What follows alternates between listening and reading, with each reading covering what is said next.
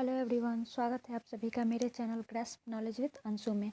आज हम लोग स्पीडी रेलवे सामान्य अध्ययन का कुछ टॉपिक को लेकर मैं आ गई हूँ अपने अगले पार्ट में, जो कि आज हमारा पार्ट 10 है, जिसका हमारा आज का टॉपिक है भारत में शिक्षा का विकास और नोबेल पुरस्कार, उसके महत्वपूर्ण तथ्य, गवर्नर जनरल और वायसराय। तो चलिए शुरू करते हैं आज का हम अपना पहला टॉपिक। तो हमारा पहला टॉपिक है भारत में शिक्षा का विकास। देश के प्रथम शिक्षा मंत्री कौन थे? तो मौलाना अब्दुल कलाम आज़ाद थे। देश के प्रथम शिक्षा मंत्री जो थे मौलाना अब्दुल कलाम आज़ाद थे। भारत में प्रथम राष्ट्रीय शिक्षा नीति की घोषणा कब हुई थी? तो भारत में प्रथम राष्ट्रीय शिक्षा नीति की घोषणा 1968 ईस्वी में की गई थी। भारत में प्रथम राष्ट्रीय शिक्षा नीति की घोषणा 1968 ईस्वी में की गई थी। भारतीय शिक्षा का मैग्ना कार्टा किसे कहा जाता है और ये कब आया था? तो सबसे पहले हम ये देख लेते हैं भारतीय शिक्षा का मैग्ना कार्टा किसे कहा जाता है। तो चार्ल्स वुड डिस्पैच को भारतीय शिक्षा का मैग्ना कार्टा कहा जाता है। चार्ल्स वुड डिस्पैच को भारतीय शिक्षा का मैग्ना कार्टा कहा जाता है और इसे 1854 ईस्वी में भारत सरकार के समक्ष प्रस्तुत किया गया था, जिसे 1854 ईस्वी में भारत सरकार के समक्ष प्रस्तुत किया गया था। भारत में अंग्रेजी शिक्षा का सूत्रपात लॉर्ड मैकाले ने किया था। भारत में अंग्रेजी शिक्षा का सूत्रपात सबसे पहले किसने किया था? तो ये थे लॉर्ड मैकाले। मैकाले ही जो थे जो भारत में अंग्रेजी शिक्षा की शुरुआत की थी। शिक्षा का माध्यम अंग्रेजी बनाने हेतु मैकाले का विवरण पत्र 1835 ईस्वी में जारी किया गया था। शिक्षा का माध्यम अंग्रेजी बनाने के लिए मैकाले ने अपना पहला विवरण पत्र कब जारी किया था? तो ये 1835 ईस्वी में किया गया था। शिक्षा में सुधार के लिए अंग्रेजी सरकार ने हंटर आयोग का गठन किया था। शिक्षा में सुधार करने के लिए अंग्रेजी सरकार ने किसका गठन किया था? तो ये हंटर आयोग का। हंटर आयोग का संबंध किससे है? तो शिक्षा में सुधार से है और इसका गठन 1882 ईस्वी में किया गया था। शिक्षा में सुधार के लिए हंटर आयोग का जो गठन किया गया था वो 1882 में किया गया था तथा शिक्षा में सुधार से ही रिलेटेड था सैंडलर आयोग।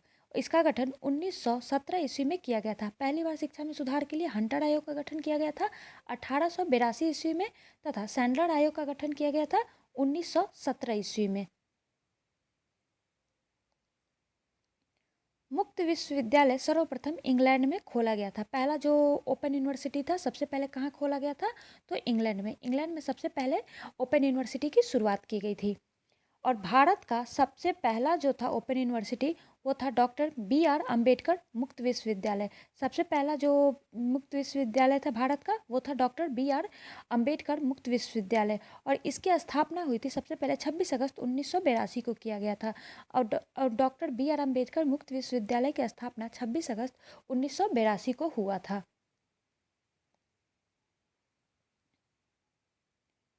इंदिरा गांधी मुक्त विश्वविद्यालय, जिसे हम इग्नू के नाम से जानते हैं, इंदिरा गांधी मुक्त विश्वविद्यालय की स्थापना सन 1985 में हुई थी और ये नई दिल्ली में किया गया था। इग्नू की स्थापना 1985 में की गई थी नई दिल्ली में। विश्वविद्यालय अनुदान आयोग, जिसे हम लोग यूजीसी के नाम से जानते हैं, विश्वविद्यालय अनुदान आयोग की स्थापना 1956 ईस्वी में की गई थी। यूजीसी की स्थापना कब की गई थी? तो 1956 में। 1956 में विश्वविद्यालय अनुदान आयोग की स्थापना की गई थी। राष्ट्रीय शैक्षिक अनुसंधान और प्रशिक्षण परिषद NCERT की स्थापना कब की गई थी? तो ये 1961 ईस्वी में की गई थी। 1961 ईस्वी में NCERT की स्थापना की गई थी। राष्ट्रीय साक्षरता मिशन की शुरुआत कब किया गया था? तो राष्ट्रीय साक्षरता मिशन की शुरुआत 1988 ईस्वी में हुई थी। राष्ट्रीय साक्षरता मिशन की शुरुआत कब हुई थी? 1988 ईस्वी में। भारतीय शिक्षा को 10+2+3 का सुझाव किसने दिया था? तो भारतीय शिक्षा को 10+2+3 का सुझाव कोठारी आयोग ने दिया था। कोठारी आयोग ने भारतीय शिक्षा को 10+2+3 का सुझाव दिया था। ऑपरेशन ब्लैक बोर्ड नामक कार्यक्रम कब शुरू किया गया था? तो ऑपरेशन ब्लैक बोर्ड जो था 1987-88 में आरंभ हुआ था। ऑपरेशन ब्लैक बोर्ड क्या था? तो ये 1987-88 में लागू किया गया था और ये प्रौढ़ शिक्षा के लिए था। केंद्रीय अंग्रेजी एवं विदेशी भाषा संस्थान व Indian school of business Hyderabad में है। केंद्रीय अंग्रेजी और विदेशी भाषा संस्थान व इंडियन स्कूल और ऑफ बिजनेस हैदराबाद में है। विश्व भारती विश्वविद्यालय की स्थापना कब हुई थी और किनके द्वारा की गई थी? तो विश्व भारती विश्वविद्यालय की स्थापना जो थी रविन्द्रनाथ टैगोर के द्वारा 1921 में की गई थी। विश्व भारती विश्वविद्यालय की स्थापना किसने किया था? तो रविन्द्रनाथ टैगोर ने, और ये 1921 में स्थापित किया गया था। भारतीय विश्वविद्यालय आयोग का गठन 1902 ईस्वी में किया गया था। भारतीय विश्वविद्यालय आयोग का गठन कब किया गया था? तो 1902 ईस्वी में किया गया था। आज़ादी के बाद शिक्षा में सुधार के लिए सरकार ने राधा कृष्णन आयोग का गठन किया था। आज़ादी के बाद शिक्षा में सुधार के लिए सरकार ने राधा कृष्णन आयोग का गठन 1948-49 में किया था। आज़ादी के बाद शिक्षा में सुधार के लिए राधा कृष्णन आयोग का गठन 1948-49 में किया गया था। भारत में सर्वप्रथम आईआईटी खड़गपुर की स्थापना 1951 में की गई थी।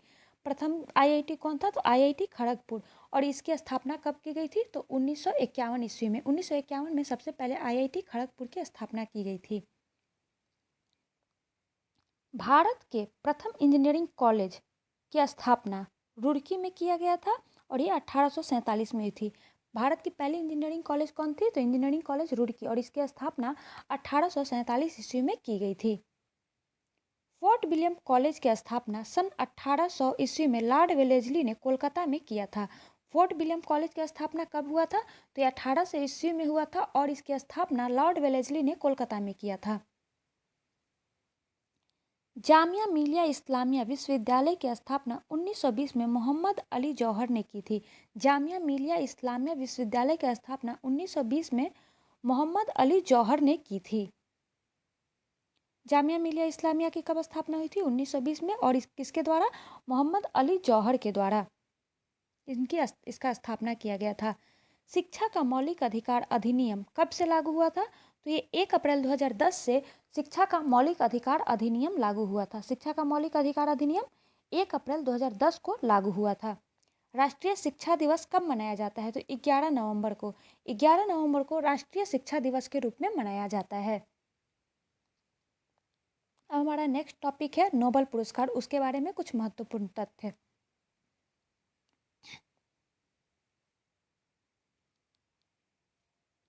नोबेल पुरस्कार स्वीडन के रसायनविद अल्फ्रेड बर्नार्ड नोबेल के पुण्यतिथि पर उनकी स्मृति में दिया जाता है।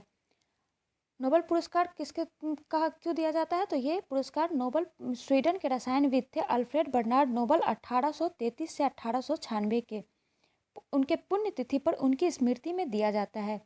अल्फ्रेड नोबेल ने 1867 में डायनामाइट की खोज की थी। अल्फ्रेड नोबेल ने 1867 ईस्वी में डायनामाइट की खोज की थी। नोबेल पुरस्कार की शुरुआत 1901 में हुआ था। नोबेल पुरस्कार की शुरुआत कब हुई थी? तो 1901 ईस्वी से हुआ था। नोबेल पुरस्कार का वितरण प्रतिवर्ष 10 दिसंबर को स्टॉकहोम जो कि स्वीडन में है तथा ओस्लो जो कि नॉर्वे में है होता है। प्रतिवर्ष कब? 10 दिसंबर को स्टॉकहोम में होता है और ये ओस्लो जो कि नॉर्वे का एक शहर है वहाँ पे होता है। नोबेल पुरस्कार 6 क्षेत्रों में दिया जाता है। नोबेल पुरस्कार कितने क्षेत्रों में दिया जाता है? तो ये 6 क्षेत्र में दिया जाता है और ये 6 क्षेत्र हैं भौतिकी, रसायन, शरीर विज्ञान अथवा चिकित्सा, साहित्य, शांति एवं अर्थशास्त्र के क्षेत्र में दिया जाता है। अर्थशास्त्र के लिए नोबेल पुरस्कार स्वीडिश बैंक स्वेरिजेस रिक्सबैंक द्वारा अपनी 300वीं वर्षगांठ के उपलक्ष्य में वर्ष 1967 में आरंभ किया गया और 1969 में पहली बार रॉबर्ट फ्रिस जो कि नॉर्वे के थे और जैन टिन बर्जेन जो कि हॉलैंड को थे प्रदान किया गया था। अर्थशास्त्र का जो नोबेल पुरस्कार है उसे एक स्वीडिश बैंक है जिसका नाम है स्वेरिजेस रिस्क बैंक द्वारा अपनी 300वीं वर्षगांठ के उपलक्ष्य में वर्ष 1967 में आरंभ किया गया और ये पहली बार दिया गया है 1969 में। नॉर्वे के अर्थशास्त्री रॉबर्ट फ्रिस और जैन टिन बर्जेन जो कि हॉलैंड के हैं उन्हें पहली बार अर्थशास्त्र का नोबेल पुरस्कार प्रदान किया गया। अमर्त्य सेन को वर्ष 1998 में अर्थशास्त्र के लिए नोबेल पुरस्कार दिया गया। ये अमर्त्य सेन पहले भारतीय थे जिन्हें अर्थशास्त्र में 1998 में अर्थशास्त्र में कल्याण के लिए नोबेल पुरस्कार मिला था। The royal Swedish academy of science भौतिकी और रसायन विज्ञान के लिए नोबेल पुरस्कार प्रदान करती है। The royal Swedish academy of science जो है भौतिकी और रसायन विज्ञान के लिए नोबेल पुरस्कार प्रदान करती है। स्वीडिश एकेडमी ऑफ लिटरेचर साहित्य के लिए नोबेल पुरस्कार प्रदान करती है। स्वीडिश एकेडमी ऑफ लिटरेचर साहित्य के लिए नोबेल पुरस्कार प्रदान करती है। बैंक ऑफ स्वीडन अर्थशास्त्र के लिए तथा नॉर्वे की संसद जिसे हम स्टॉर्टिंग कहते हैं शांति के लिए नोबेल पुरस्कार प्रदान करती है। बैंक ऑफ स्वीडन जो है अर्थशास्त्र के लिए नोबेल पुरस्कार प्रदान करती है, वहीं नॉर्वे की संसद जिसको हम स्टॉर्टिंग कहते हैं शांति के लिए नोबेल पुरस्कार प्रदान करती है।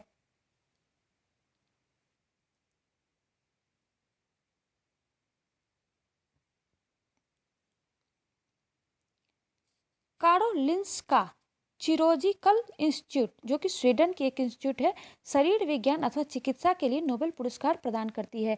शरीर विज्ञान अथवा चिकित्सा के लिए कौन सा इंस्टीट्यूट जो है पुरस्कार प्रदान करता है, तो इसका नाम है कारोलिंस्का चिरोजिकल इंस्टीट्यूट। ये शरीर विज्ञान अथवा चिकित्सा के लिए नोबेल पुरस्कार प्रदान करता है। भारत को पहला नोबेल पुरस्कार साहित्य के क्षेत्र में 1913 में रविन्द्रनाथ टैगोर को उनकी काव्य संग्रह गीतांजलि के लिए दिया गया था। पहली बार भारत को कब नोबेल पुरस्कार मिला है, तो ये साहित्य के क्षेत्र में पहले नोबेल पुरस्कार हमें 1913 में मिला था रविन्द्रनाथ टैगोर को उनकी काव्य संग्रह गीतांजलि के लिए। नोबेल पुरस्कार प्राप्त करने वाली पहली भारतीय महिला मदर टेरेसा थी। नोबेल पुरस्कार पहली भारतीय महिला कौन थी, तो ये थी मदर टेरेसा, जिन्हें 1979 में शांति का नोबेल पुरस्कार मिला था। पहली महिला कौन थी भारतीय महिला जिन्हें ये नोबेल पुरस्कार प्राप्त किया था, तो शांति के क्षेत्र में मदर टेरेसा को 1979 में शांति का नोबेल पुरस्कार मिला था। नोबेल पुरस्कार प्राप्त करने वाले एकमात्र मुस्लिम प्रोफेसर अब्दुल कलाम थे। नोबेल पुरस्कार प्राप्त करने वाले एकमात्र मुस्लिम प्रोफेसर कौन थे, वो थे अब्दुल कलाम। विज्ञान में नोबेल पुरस्कार प्राप्त करने वाले प्रथम भारतीय कौन थे, तो ये थे सीवी रमन। 1930 में सीवी रमन को रमन इफेक्ट के लिए नोबेल पुरस्कार 1930 में मिला था। नोबेल पुरस्कार 2019 के तहत 9 मिलियन स्वीडिश क्रोनर जो कि भारत के रुपए में 7.11 करोड़ दी गई। द्वितीय विश्व युद्ध के समय 1940 से 1942 के तक नोबेल पुरस्कार नहीं दिया गया। द्वितीय विश्व युद्ध जब शुरू हुआ था 1940 से 1942 के बीच कोई नोबेल पुरस्कार नहीं दिया गया था। नोबेल पाने वाली पहली महिला कौन थी, तो ये थी मैडम क्यूरी। इन्हें 1903 में रेडियो सक्रियता की खोज हेतु पहली महिला बनी थी जिन्हें नोबेल पुरस्कार मिला था।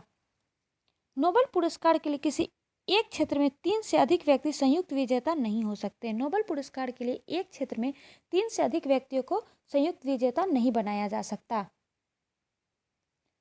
अब तक केवल 2 बार व्यक्तियों को मरणोपरांत यह पुरस्कार दिया गया है। अब तक केवल 2 बार व्यक्तियों को ही मरणोपरांत यह पुरस्कार दिया गया है। 1974 में नियम बना कि मरणोपरांत किसी को नोबेल पुरस्कार नहीं दिया जाएगा। 1974 से यह नियम बना दिया गया कि किसी भी व्यक्ति को मरने के बाद यह पुरस्कार नहीं दिया जाएगा। अभी तक केवल 2 व्यक्तियों को ही मरणोपरांत यह पुरस्कार दिया गया है। सबसे कम उम्र में नोबेल प्राप्त करने वाली पाकिस्तान की मलाला यूसुफजई है। यह केवल 17 वर्ष की है और इसे 2014 का शांति का नोबेल मिला था। पाकिस्तान की मलाला यूसुफजई जो कि केवल 17 वर्ष की हैं, इन्हें 2014 में शांति का नोबेल पुरस्कार मिला है। हमारा अगला टॉपिक है गवर्नर जनरल एवं वायसराय। बंगाल का पहला गवर्नर जनरल कौन था, तो ये थे वारेन हेस्टिंग्स। वारेन हेस्टिंग्स जो थे बंगाल का पहला गवर्नर जनरल था। पिंडारियों का दमन किसने किया था, तो ये वारेन हेस्टिंग्स लॉर्ड हेस्टिंग्स ही था जिसने पिंडारियों का दमन किया था। बंगाल में द्वैध शासन किसके द्वारा शुरू किया गया था, तो रॉबर्ट क्लाइव के द्वारा। रॉबर्ट क्लाइव के द्वारा बंगाल में द्वैत शासन का शुरुआत किया गया था। बंगाल में अस्थाई बंदोबस्त किसके द्वारा लाया गया था? तो बंगाल में लॉर्ड कॉर्नवालिस ने अस्थाई बंदोबस्त लाया था। भारत में सिविल सेवा का जनक किसे कहा जाता है? सिविल सेवा का जनक कॉर्नवालिस को कहा जाता है। भारत में सिविल सेवा का जनक कौन है? तो यह है कॉर्नवालिस। भारत का अंतिम गवर्नर जनरल कौन था? भारत का अंतिम गवर्नर जनरल था लॉर्ड कैनिंग। लॉर्ड कैनिंग कौन था? भारत का अंतिम गवर्नर जनरल। भारत का प्रथम वायसराय कौन था? तो ये था लॉर्ड कैनिंग। लॉर्ड कैनिंग जो था भारत का प्रथम वायसराय था। गवर्नर जनरल लास्ट था और प्रथम ये वायसराय था लॉर्ड कैनिंग ही। स्वतंत्र भारत का प्रथम गवर्नर जनरल कौन था? स्वतंत्र भारत का प्रथम गवर्नर जनरल कौन था? तो लॉर्ड माउंटबेटन। लॉर्ड माउंटबेटन जो था स्वतंत्र भारत का प्रथम गवर्नर जनरल था। बंगाल का विभाजन किस गवर्नर जनरल के काल में हुआ? तो ये था लॉर्ड कर्जन। बंगाल विभाजन के समय भारत का गवर्नर जनरल था लॉर्ड कर्जन। रेलवे बोर्ड का गठन किस गवर्नर जनरल के काल में हुआ था? तो रेलवे का बोर्ड का गठन जो था लॉर्ड कर्जन के समय में हुआ था। लॉर्ड कर्जन के समय रेलवे बोर्ड का गठन हुआ था। बंगाल विभाजन किस गवर्नर जनरल के काल में रद्द किया गया था? तो लॉर्ड हार्डिंग द्वितीय के समय बंगाल विभाजन को रद्द किया गया था। और ये बंगाल का विभाजन हुआ किसके समय था? तो ये हुआ था लॉर्ड कर्जन के टाइम में। भारत में रेलवे की स्थापना किसके काल में हुई थी? भारत में रेलवे की स्थापना लॉर्ड डलहौजी के शासनकाल में हुआ था। भारत में डाक की स्थापना किसके काल में शुरू हुआ था? तो ये हुआ था लॉर्ड डलहौजी के ही शासनकाल में भारत में डाक की स्थापना की गई थी। पहली बार जब पाकिस्तान की मांग की गई थी उस समय भारत का गवर्नर जनरल कौन था? तो भारत पहली बार जब पाकिस्तान की मांग की गई थी तो उस समय भारत का वायसराय था लॉर्ड लिनलिथगो। पाकिस्तान की जब मांग की गई थी तो उस समय भारत का वायसराय था लॉर्ड लिनलिथगो। जालियांवाला हत्याकांड के समय भारत का वायसराय कौन था? तो ये था लॉर्ड चेम्सफोर्ड। लॉर्ड चेम्सफोर्ड के समय में ही जालियांवाला हत्याकांड हुआ था सन 1919 में, 13 अप्रैल 1919 को। सती प्रथा 1829 का अंत तथा ठगी प्रथा 1830 की समाप्ति किसके शासनकाल में हुआ था? सबसे पहले सती प्रथा का अंत किया था लॉर्ड विलियम बेंटिक ने 1829 में, और ठगी प्रथा का अंत हुआ था 1830 में। उस समय भी भारत का गवर्नर जनरल था विलियम बेंटिक ही। प्रथम फैक्ट्री अधिनियम किसके समय पारित किया गया था? प्रथम फैक्ट्री अधिनियम लॉर्ड रिपन के समय में पारित हुआ था। पहली बार फैक्ट्री अधिनियम किसके समय पारित हुआ था? तो ये हुआ था लॉर्ड रिपन के समय में। प्रथम फैक्ट्री अधिनियम कब हुआ था? तो ये हुआ था लॉर्ड रिपन के समय में। अलीगढ़ मुस्लिम विश्वविद्यालय की स्थापना 1920 ईस्वी में किसके शासनकाल में हुआ था? तो अलीगढ़ मुस्लिम विश्वविद्यालय की स्थापना लॉर्ड चेम्सफोर्ड के समय में हुआ था। अलीगढ़ मुस्लिम विश्वविद्यालय की स्थापना 1920 में लॉर्ड चेम्सफोर्ड के समय में हुआ था। संविधान सभा की बैठक प्रथम बैठक कब हुई थी और ये किसके शासनकाल में हुआ था? तो संविधान सभा की प्रथम बैठक लॉर्ड वेवेल के समय में हुआ था। लॉर्ड वेवेल के समय में संविधान सभा की प्रथम बैठक हुई थी। बम्बई, कलकत्ता तथा मद्रास में हाई कोर्ट की स्थापना कब हुआ था? तो ये हुआ था 1862 में। 1862 में बम्बई, कलकत्ता तथा मद्रास में हाई कोर्ट की स्थापना हुई थी। और ये किसके शासनकाल में हुआ था? तो उस समय भारत के वायसराय थे लॉर्ड कैनिंग। 1858 के बाद भारत में जब गवर्नर जनरल को वायसराय कहा जाने लगा था। होम रूल लीग की स्थापना तथा चंपारण सत्याग्रह 1917 किसके शासनकाल में हुआ था? होम रूल की स्थापना तथा चंपारण सत्याग्रह कब हुआ था? तो 1917 में। और ये किसके शासनकाल में हुआ था? तो लॉर्ड चेम्सफोर्ड। लॉर्ड चेम्सफोर्ड के समय में होम रूल की स्थापना तथा चंपारण सत्याग्रह जो कि 1917 ईस्वी में हुआ था। सहायक संधि की शुरुआत तथा फोर्ट विलियम कॉलेज की स्थापना किसके काल में हुआ था? सहायक संधि की शुरुआत और फोर्ट विलियम कॉलेज की स्थापना जो कि 1800 ईस्वी में हुआ था, वो किसके शासनकाल में हुआ था? तो उस समय भारत का वायसराय जो ये गवर्नर जनरल जो थे वो थे वेलेजली। वेलेजली के शासनकाल में सहायक संधि की शुरुआत की गई थी तथा फोर्ट विलियम कॉलेज की स्थापना किया गया था। भारत में सहायक संधि का प्रयोग सबसे पहले किसने किया था? भारत में सहायक संधि का प्रयोग सबसे पहले डुप्ले ने किया था। डुप्ले ने सबसे पहले सहायक संधि का प्रयोग किया था। महारानी विक्टोरिया ने कैसरे हिंद की उपाधि से किसे सम्मानित किया था? तो महारानी विक्टोरिया ने कैसरे हिंद की उपाधि से लॉर्ड लिटन को सम्मानित किया था। ये 1877 में महारानी विक्टोरिया ने लॉर्ड लिटन को कैसरे हिंद की उपाधि से सम्मानित किया था। अंग्रेजी को शिक्षा का माध्यम किसने बनाया था और ये कब बनाया गया था? तो ये था लॉर्ड विलियम बेंटिक के समय में अंग्रेजी को शिक्षा का माध्यम बनाया था 1835 में। 1835 में अंग्रेजी को शिक्षा का माध्यम बनाया गया था।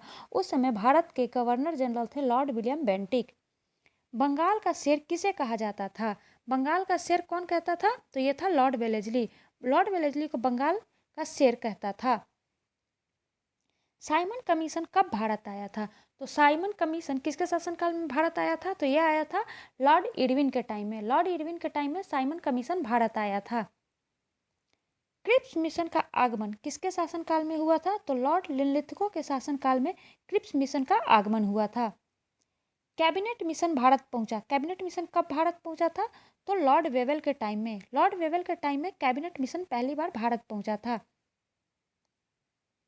मुस्लिम लीग की स्थापना किसके शासनकाल में हुई थी? तो लॉर्ड मिंटो द्वितीय के टाइम में। मुस्लिम लीग की स्थापना कब हुआ था? तो ये लॉर्ड मिंटो द्वितीय के टाइम में हुआ था। द्वितीय विश्व युद्ध जब प्रारंभ हुआ था तो उस समय भारत के वायसराय कौन थे? तो ये थे लॉर्ड लिनलिथगो। लॉर्ड लिनलिथगो के टाइम में ही द्वितीय विश्व युद्ध का प्रारंभ हुआ था। भारत छोड़ो आंदोलन। भारत छोड़ो आंदोलन किसके शासनकाल में हुआ था? तो ये हुआ था लॉर्ड लिनलिथगो के समय में ही। स्थानीय स्वशासन किसके शासनकाल में शुरू हुआ था? तो स्थानीय स्वशासन का प्रारंभ लॉर्ड रिपन के समय में हुआ था। स्थानीय स्वशासन का प्रारंभ कब हुआ था? तो लॉर्ड रिपन के समय में। सविनय अवज्ञा आंदोलन किसके समय में शुरू हुआ था? तो सविनय अवज्ञा जो आंदोलन था वो लॉर्ड इरविन के समय में शुरू हुआ था।